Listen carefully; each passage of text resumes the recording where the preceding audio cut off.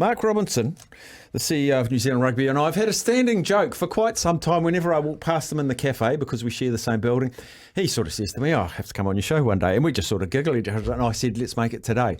And he said, okay. So here he is, Robbo. Good to have you in here. Great. Nothing like a little impromptu, Steph. So awesome to be on and great to see you in such good form, coming off a nice break. And I think everyone's feeling the same. It's a hell of a lot different summer, hasn't it been this summer than maybe the last couple. So great to be on, and hello to the listeners, and happy to chat. Yeah. I just want to know what you did over summer, actually. Like, you're a family man, and you have a very important job and a stressful job and a time-consuming job. Do you find time to get away? Do you surf? Do you fish? What do you do? Definitely got time away. I stayed in New Zealand. It's a beautiful country that we're fortunate enough to live in. So yeah, I stayed between the Coromandel, and I was down home in Taranaki for a small part of it, but most of the time I was in the Coromandel with the family. And I can't say I surf, and I don't really like fishing, but I spent a lot of time with my family and a lot of close friends. I got out enjoying mountain biking. There's some great parks out there around I played a little bit of golf. Wasn't too bad, of the 2 or 3 games I played. The majority, I didn't get too frustrated and break any clubs or do anything crazy. So it was good to do that. But and followed the kids. The kids do a lot of surf lifesaving and into that as a sport, which is amazing. We have a lot of good friends through being involved in that sporting code, and it's just great to be on the beach and around people and socialising and that. So yeah, definitely feel like I got a bit of time out and rearing to go into the year. Yeah, the batteries do need recharging. New Zealand Rugby, you always have reviews and feedback situations. How do you sum up 2023? It was a roller coaster. Oh, look, I think from the outside looking in, people, often have that sort of view because there is a huge amount of scrutiny on the game, and we welcome that, and a lot of the things that are public facing, and through last year, we were a bit up and down at different times. But when you step back and you look at all the different things that we're involved in through community game, player safety and welfare, and research on concussion. Our domestic game and player growth, took a big step up. Our teams in black performed incredibly well. If you look at 2 Sevens teams, world champions, World Seven Series winners.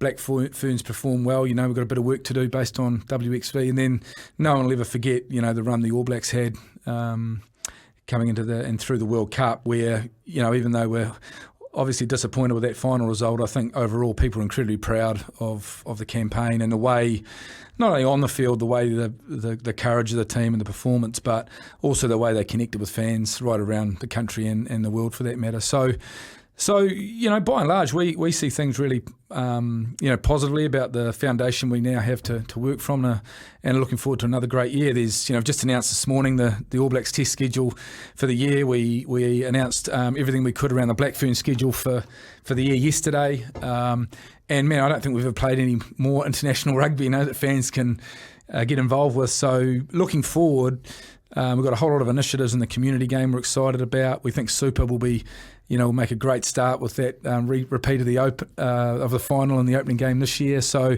we're pretty amped and looking forward to it.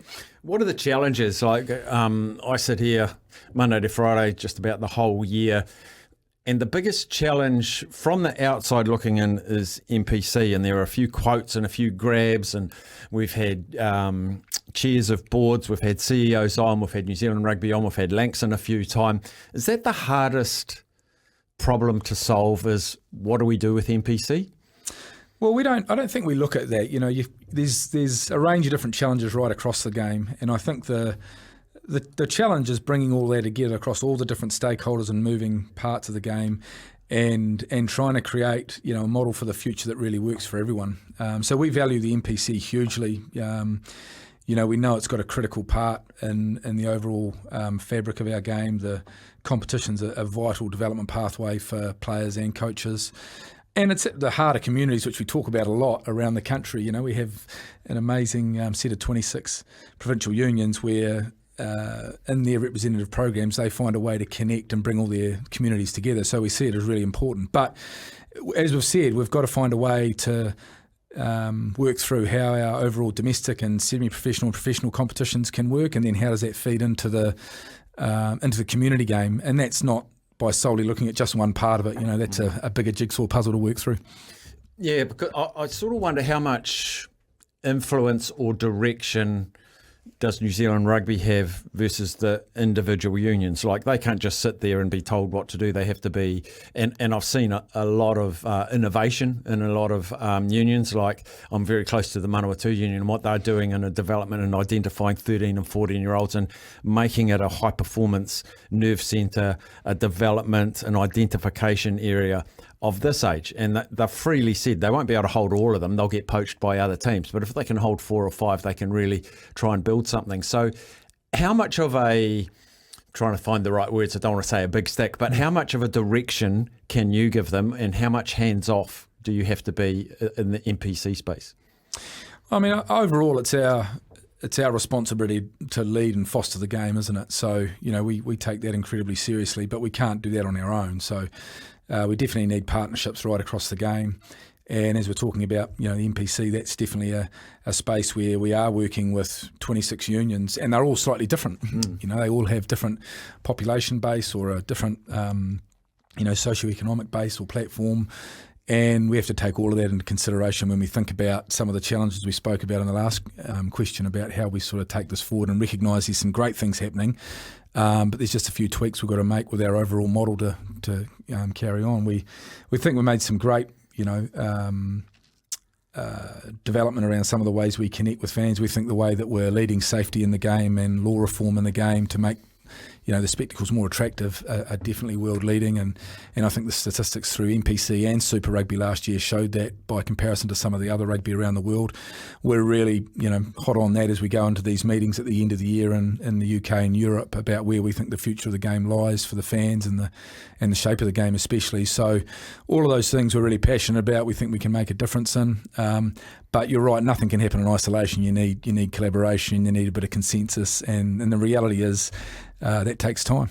You talk about the meetings up in the Northern Hemisphere. The sort of feeling I used to get was quite often New Zealand wanted to be more innovative on the world stage, but there were roadblocks from the home nations because their Six Nations, look, it's a fantastic tournament and it sells out and it's a huge money spinner for them, and they're a not broke, don't fix it type thing. Do you feel like it's softened a little bit and they're a little bit more open to Southern Hemisphere or non-Six Nations unions about some innovation we can bring into the game globally? I do. I'm really heartened by the conversation since the World Cup. Look, at the World Cup, don't get me wrong, we saw some amazing rugby, didn't we? Absolutely. Fantastic events, spectacles, and some amazing rugby on the field. But we saw some contests and some aspects of the game that I think everyone knew were incredibly frustrating for the fans. So the question is, how can we create? I don't like using this word around the game of product that we can all be proud of more consistently, that gets us out of our seats more often, that people want to talk about for weeks and weeks afterward because it was such a great contest and such a amazing spectacle. And that's where we're trying to work at the moment. So the fans are telling us they want more tempo in the game, they want more ball movement, they want more wide sweeping sort of movements across the game. And we think we can create that product. We're really, really adamant that the combination of the feedback we're getting from fans, from our leading coaches, from our players, is all, and our high performance people, is all leading in a direction that we can make a really positive change for the game. Yeah, that's always been the New Zealand brand, is a little bit more expansive and probably a little bit unfairly that the Northern Hemisphere score in threes. I think they've moved on a little bit from that, maybe not England, but I think what we've seen with the evolution of France and Ireland in particular have really taken the game to the next level. Do you... The changes in the games and the laws and the tempos and all those things you sort of touched on can seem to move at glacial speed. Is that because there's so many different fingers that need to come to agreement? And I don't like to compare rugby with rugby league, but the NRL is one body, one thing, and they can change a rule tomorrow. Is that one of the challenges, is to get unity? Yeah, it is, and this is one of the issues. I don't want to. The sporting codes are different. We are playing in a truly global game. I think Rugby World Cup now is one of the 3 or 4 top most watched sporting events in the world. So And World Rugby has something like over 100 members. In terms of council members with voting rights, it has, I'm guessing now, but it's probably in the vicinity of 20 odd members who are across major decisions. So therefore, there's just a lot more complexity and time involved in being able to do that. If I look back, though, in the time that sort of I've been involved, the appetite, it feels like at the moment, normally we work on a 4-year cycle for law change around the game. There's definitely an appetite going into these meetings that it'll be a lot quicker than that. So we should be able to see more tangible movement on law reform more quickly after these meetings. And I would say that in New Zealand and Australia, the changes were made in Super Rugby, which people were largely very positive about last year, do give us an example of how we can provide leadership. So not only can we respond to the needs of and wants of our own fans, but we can trial things and then share these back into the Northern Hemisphere and say, look, this is what's possible around the game. Yeah, Super Rugby just around the corner, as you say, and people always very much look forward to it. It's the best that we've got on offer here. Go out and play. Melbourne Rebels it's a shame what's happened with them. Is that a concern for you, for Southern Hemisphere rugby? Is this not a signpost of things to come, but it's a concern? It's got to be a concern.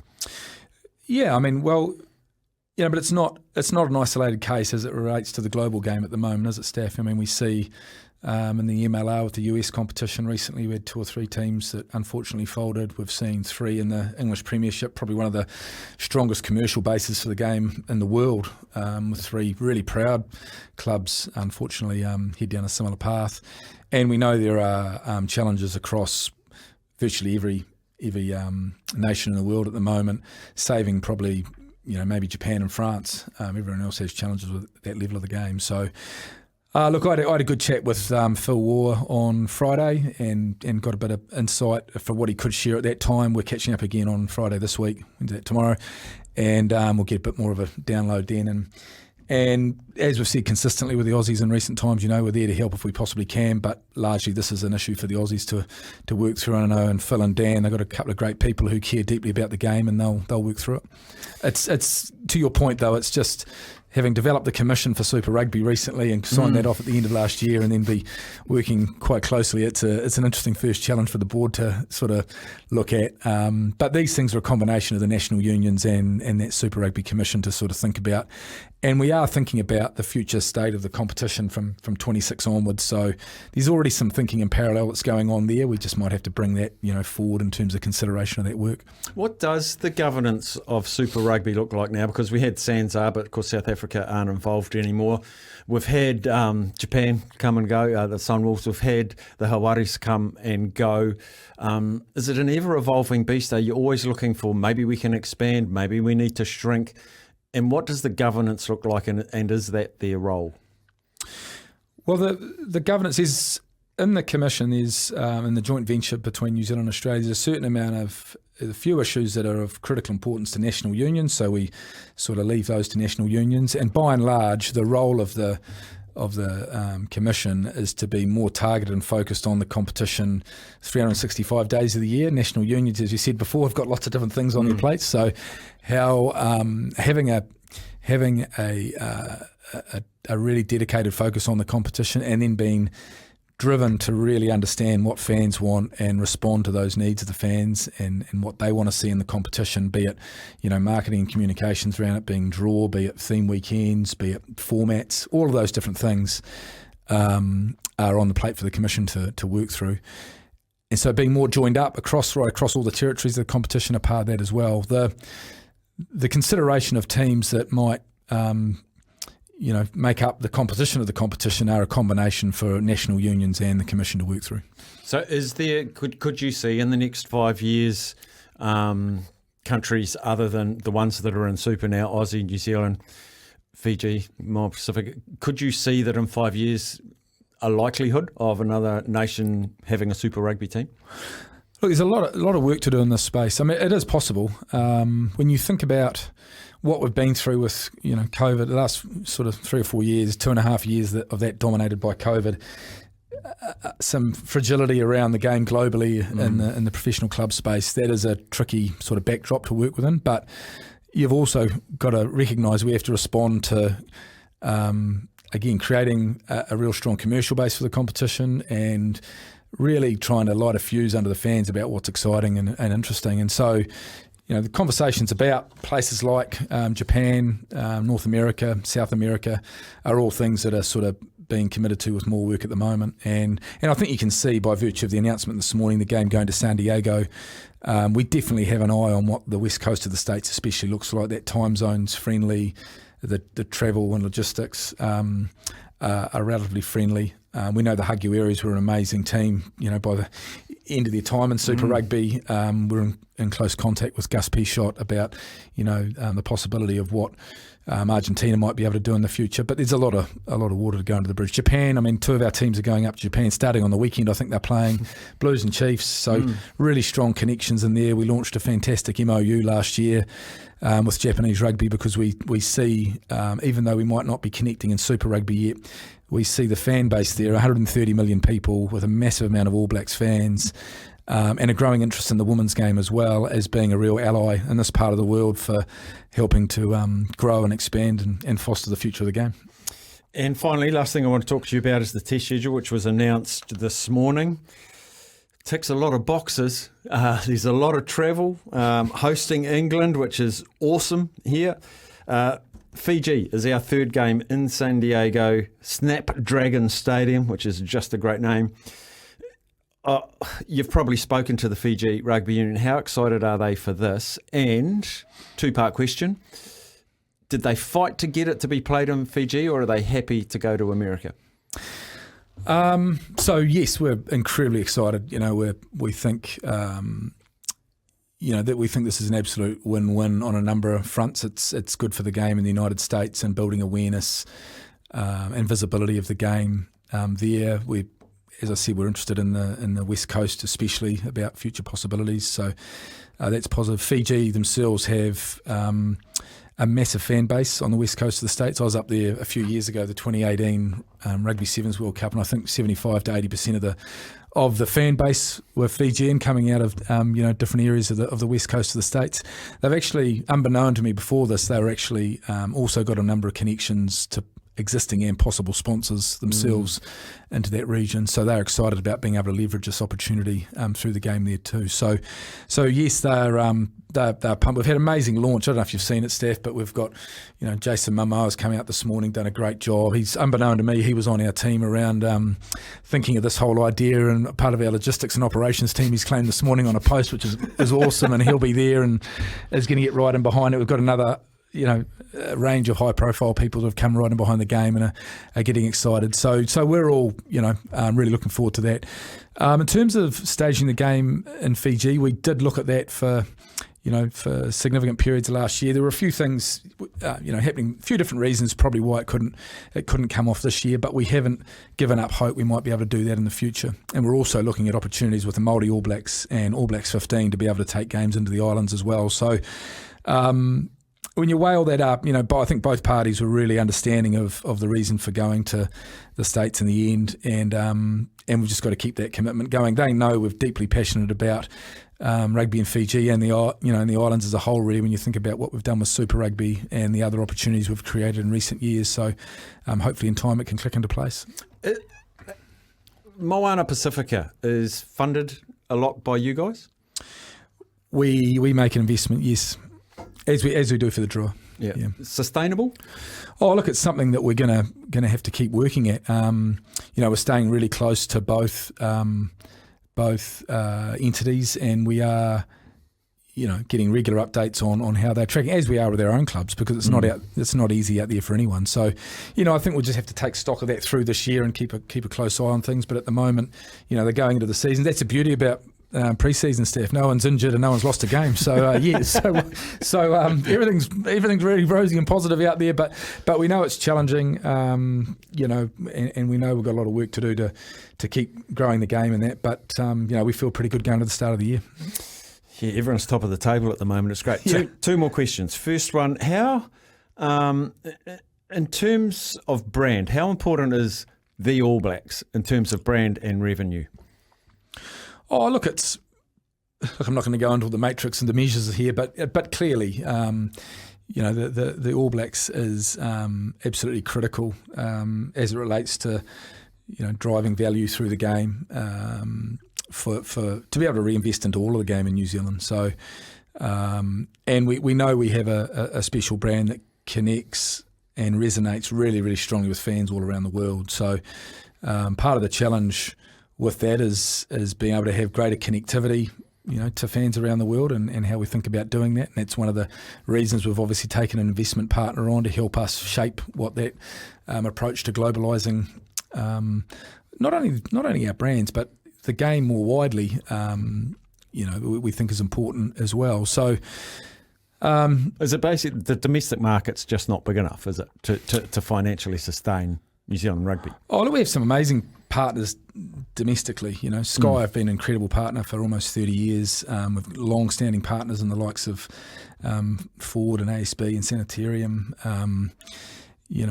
We're really, really lucky to be able to call on them as long-term partners. But when you look at the international sporting market and being able to drive and grow revenues, you have to be able to create a really strong fan base that in time you've got great relationships with, and then over time you can create value out of. So yes, we have a whole lot of strengths that work for us in our game. We've got a great aligned structure and system that works really well from top to bottom. Some people might beg to differ there, but we do have a system that a lot of people in the world look at and think is really strong. Our isolation and sometimes our lack of resource is a real strength too, because it creates innovation, creativity and that sort of thing. But the long-term battle here, we do have to recognise that we've got to create value and more revenue in the game to sustain the system that we want. And that's reinvesting in everything I talked about before: grassroots, safety, our professional player base. All of that stuff needs support. Last question, last comment. Scott Robertson, Razor, you've known him for a while. I've seen him a couple of times when he's come in here. He looks monumentally excited and ready. How excited are you for this year for Razor and his team?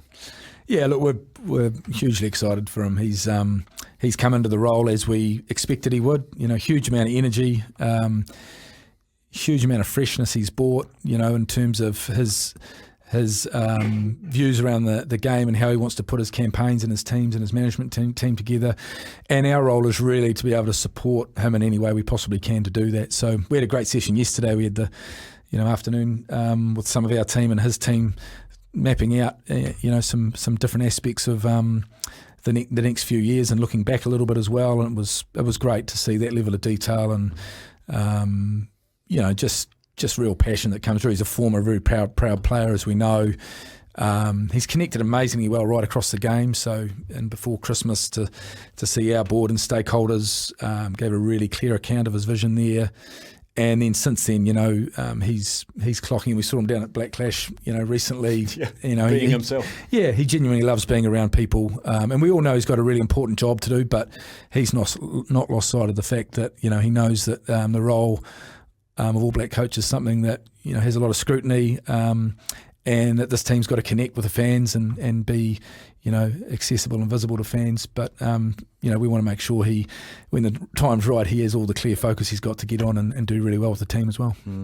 Brilliant, Robbo. Appreciate your time today. It's an exciting 12 months coming up with Super. Let's go NPC, my favourite comp, and then an incredible All Black test schedule: England, Fiji, Argentina, South Africa, twice in Africa. We didn't even talk about that. Japan and Yokohama, England again, full Twickenham. Thanks very much. Put that in my pocket. Ireland, France and Italy. It's going to be an epic 12 months. Thanks for skipping down the corridor, and we made it happen, mate. We made it happen. It was great. Look forward to it again sometime, Steph. Yeah, and thanks for your time. Thanks to listeners too. Cheers. SENZ. It's Kiwi for Sport.